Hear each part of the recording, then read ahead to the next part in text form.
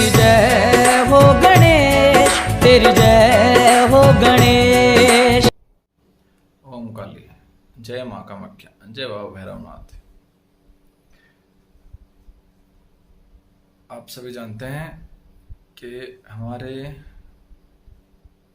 जन्म से लेकर स्टार्ट तक बहुत बाधाएं आती हैं। उनमें से एक बाधा है विवाह। विवाह सबसे बड़ी बाधा है। विवाह में अगर किसी के भाग्य तेज होते हैं या हाथों में जो लिखा हुआ होता है, अगर किसी का उसने साथ दे दिया तब तो ठीक है, वरना 35 प्लस 40 प्लस हो जाते हैं। कोई कोई तो 50-60 के भी हो जाते हैं, विवाह नहीं होता। जिनका विवाह नहीं होता उनमें जो विवाह जो रेखा होती है, विवाह रेखा होती है, वो विवाह रेखा उनकी या तो स्पष्ट नहीं है, साफ सुथरी, या वो बनी नहीं है।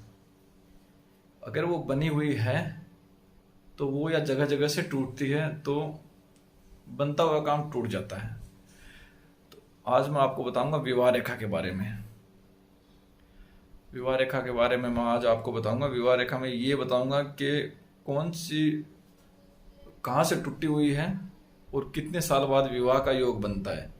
तो ये जो विवाह रेखा जो बनती है, ये 100% श्योर होती है, इसमें कोई दो राय नहीं होती। जिसके नहीं बनती उसका होता नहीं, जिसकी टूटती है उसका बहुत हार्ड काम बनता है, बहुत मुश्किल से काम बनता है। और जिसमें क्रॉस होता है बीच में, उनका तलाक होता है। जिनकी कटी फटी होती है उनमें झगड़े होते हैं, कलेश रहता है घर में। तो आज मैं विवाह रेखा के बारे में आज आपको बताऊंगा। ध्यान से देखना वीडियो को पूरा अंत तक, और वीडियो को शेयर करना उन भाइयों को जरूर करना, भाइयों बहनों को जिनका हुआ नहीं है या कुछ दिक्कत है उनमें,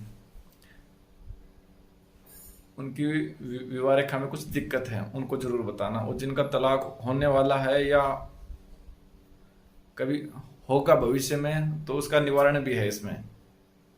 ठीक है, रेखा स्पष्ट करती है कि इसका विवाह होना तय है तो है। चलो वीडियो देखते हैं, और चैनल को सब्सक्राइब करना, लाइक करना, बेल आइकन जरूर दबाना। अगली वीडियो में मैं आपको बताऊंगा सरकारी नौकरी, सरकारी जो योग बनता है वो इस हथेली में बनता है। सरकार का जो योग बनता है वो इन्हीं हथेलियों में बनता है। उसके बारे में अगली वीडियो में मैं आपको बताऊंगा। तो वीडियो को अंत तक देखिए। चलिए मैं आपको फॉर एग्जाम्पल लिख के और करके बताता हूँ। देखो आप, ये मैंने प्रैक्टिकली आपको एक बताया हुआ है, हाथ का प्रैक्टिकली बनाया हुआ है। इसे हम कहाँ कौन सी रेखा है ये मैं आपको बताऊंगा, और इनमें विवाह रेखा कौन सी है और विवाह रेखा में क्या क्या होता है। ये हमने यहाँ से स्टार्ट की। इसे चिट्टी उंगली को बोलते हैं कनिष्ठ का। और इसके आगे वाली जो सगाई में अंगूठी पहनाई जाती है, अंगूठी, उसे बोलते हैं अनामिका, इसे बोलते हैं मध्यमा, इसे बोलते हैं तर्जनी, इसे बोलते हैं अंगुष्ठ। ये तो हो गए अंगुलियों के नाम। ठीक है, अब इनमें बात आती है पर्वत की बात आती है। तो ये शुक्र पर्वत आ गया। जो अंगूठे के ऊपर जो होता है इसे शुक्र पर्वत बोलते हैं। शुक्र, ये जो ऊंचा हुआ भाग रहता है ना, ये वाला भाग, ये वाला, इसे बोलते हैं शुक्र पर्वत।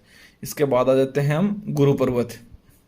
इस वाली अंगुली को गुरु पर्वत बोलते हैं। गुरु के बाद में बीच वाली जो उंगली होती है इसे बोलते हैं शनि। शनि को जो आगे वाली होती है अनामिका, उसे बोलते हैं सूर्य पर्वत। पर्वत होते हैं ये वाले, इन्हें ये होते हैं पर्वत। ठीक है जी, ये पर्वत होगा। सूर्य के बाद में होगा बुध का पर्वत है। ठीक है, बुध के बाद ये होता है मंगल। यहाँ पे मंगल, यहाँ पे ये होता है मंगल। ठीक है, बुध और मंगल। ठीक है, बुध और मंगल। और बात आती है विवाह रेखा की। तो जो बुध और मंगल के बीच में जो रेखा यहाँ से होके गुजर के और जो सीधा शनि पर्वत के ऊपर जाके मिलती है, बुध और मंगल के बीच में, अपने यहाँ से होके देखो, अपने हाथ में है, एक बार देख लो, चेक कर लो। किसी की हल्की हल्की है, किसी को छोटी छोटी है, किसी को यहाँ से लेके यहाँ तक है। लेकिन जो रियल में जो रेखा होती है वो होती है ये रेखा। और किसी की यहाँ से चल के बिल्कुल बुध के नीचे से चल के यहां आके मिलती है, उसे बोलते हैं विवाह रेखा। इसे विवाह रेखा भी बोल सकते हो, हृदय रेखा भी बोल सकते हो आप। ये हृदय रेखा भी इसे भी बोलते हैं। इसे बोलते हैं हृदय रेखा, जो कि शनि पर्वत तक आती है चल के, शनि पर्वत बोलते हैं इसे। अब बात आती है कहाँ तक होने की और कैसे होने की, तो ये मैं आपको अब बता देता हूँ। अगर ये साफ स्पष्ट है तो 18+, 18 के बाद कभी भी शादी हो सकती है, जब घर वाले चाहें तभी भी, ठीक है। 18+, अगर साफ स्पष्ट है, इसमें कोई बीच में कटपट नहीं है। तो अगर ये बीच से यहाँ से बिल्कुल शनि पर्वत के बिल्कुल नीचे से हल्की सी कटी हुई है, इसमें कोई दूसरी रेखा आ रही है बीच में, ये देखो मैं आपको दिखा देता हूँ। ये देखो, ये शनि पर्वत पे जाके और ये आगे तो निकल गई गुरु की ओर, यहाँ शनि की ओर हो गई ये वाली रेखा, ठीक है। तो अगर ये यहाँ से कटी हुई है थोड़ी भी, तो 25+ के बाद सगाई शादी का योग बनता है, ठीक है। और ये जगह जगह कटी हुई हो, जगह जगह कटी हुई हो, बीच में इसकी कोई दूसरी रेखा आई हुई हो, तो घर कलेश, शादी तो खैर होगी, इसमें घर कलेश रहता है, मियाँ बीवी में अच्छे खासे झगड़े रहते हैं अगर इन बीच में कोई कटी हुई हो तो। ये इसका सबसे बड़ा कारण है। अगर किसी के घर में मियाँ बीवी का अगर झगड़ा हो रहा तो यही कारण है, ये जगह जगह और रेखा निकल के इसे काट रही हैं, तो घर कलेश पक्का है। तीसरी और सबसे महत्वपूर्ण बात है, अगर इस रेखा के बीच में क्रॉस का निशान है, ये क्रॉस का निशान मैंने बना दिया, अभी देख लो आप। अगर इस रेखा के बीच में क्रॉस का निशान बना हुआ है, लंबा चौड़ा पतला मोटा कितना भी हो ये क्रॉस का निशान, तो तलाक 100% है,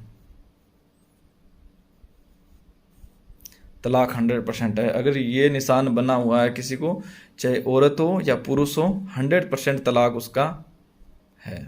कोई नहीं रोक सकता इस रेखा पे, कोई भी नहीं रोक सकता। तो मैं तो माता रानी से यही दुआ करूँगा ये निशान किसी के भी ना हो। अगर ये निशान विवाह रेखा में हो गया तो तलाक 100% है, कोई रोकने वाला नहीं है इसे, कोई रोकने वाला नहीं है।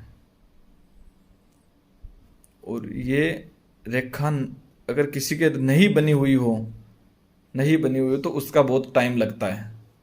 और बिल्कुल भी नहीं बनी हुई हो, बिल्कुल भी नहीं, तो ब्याह असंभव,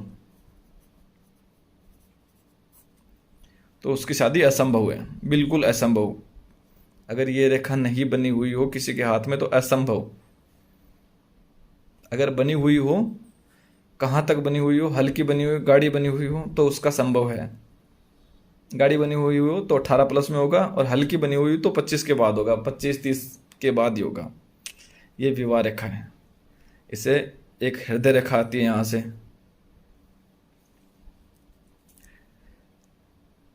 अब मैं अगली वीडियो में आपको बताऊंगा